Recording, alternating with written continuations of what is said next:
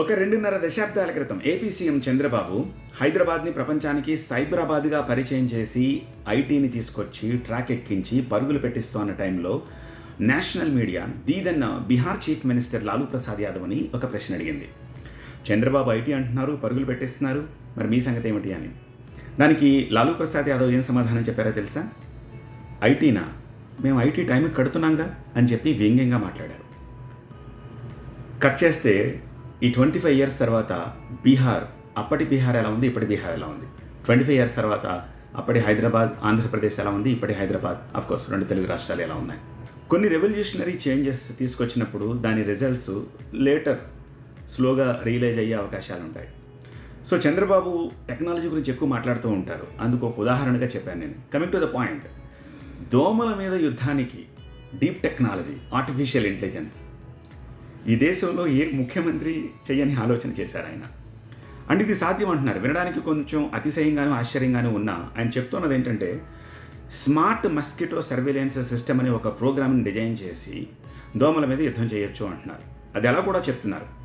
ఆయన చెప్పేదాన్ని బట్టి నాకు అర్థమైంది ఏంటంటే, మనం లొకేషన్ ఐడెంటిఫై చేసుకుని అక్కడికి వెళ్ళి కొన్ని సెన్సార్స్ని, హీట్ మ్యాప్స్ని, ట్రాప్స్ని ఇవన్నీ అక్కడ అరేంజ్ చేస్తారు. అది ఆ సెన్సార్స్ దోమల కదలికల్ని గమనించి లేకపోతే సౌండ్స్ని గమనించి అక్కడి నుంచి డేటాని ఈ సర్వేలెన్స్ సెంటర్కి ఇస్తుంది. ఆ డేటా ఎంత క్లియర్గా ఉంటుందంటే డెన్సిటీ ఎంత ఉంది, ఆ దోమలు అక్కడ ఏ స్థాయిలో ఉన్నాయి, వాటి జెండర్ ఏంటి, ఏ రకమైనవి అవి, ఇట్లాంటి కంప్లీట్ డేటా ఇస్తాయి అని చెప్పేసి. అంటే హీట్ మ్యాపు, టెంపరేచరు, తేమ శాతం అక్కడ ఎలా ఉంది, ఇలాంటి డేటా అంతా కూడా ఆ సర్వేలెన్స్ సిస్టమ్కి వచ్చేస్తుంది. వచ్చిన తర్వాత వాళ్ళు అక్కడ దాన్ని విశ్లేషిస్తారు. విశ్లేషించిన తర్వాత ఏం చేయాలి అంటే, ఏ రకమైన కెమికల్ వాడాలి, అది పర్యావరణహితంగా ఉండాలి, మనుషులకి మొక్కలకి హాని కలిగించకూడదు, జీవ వైద్యం పాడవకూడదు. సో దానికి తగ్గ కెమికల్స్ ఎంత మోతాదులో వాడాలి, ఇవన్నీ పెట్టిన తర్వాత అక్కడ కూడా మాన్యువల్లీ కాకుండా ఈ డ్రోన్స్ ఆధారిత వెళ్ళి పిచికారీ చేసేసి వాటిని నివారించేస్తుంది. ప్రజారోగ్యం బాగుపడుతుంది. డెంగీ, మలేరియా ఇట్లాంటి బాధలు ఉండవు, ప్రజారోగ్యం హ్యాపీగా ఉంటుంది. దీన్ని ఒక 6 సిటీస్లో, ఏపీలోని 6 సిటీస్లో 66 సెంటర్స్లో పైలట్ ప్రాజెక్టుగా తీసుకుని చేస్తున్నారు.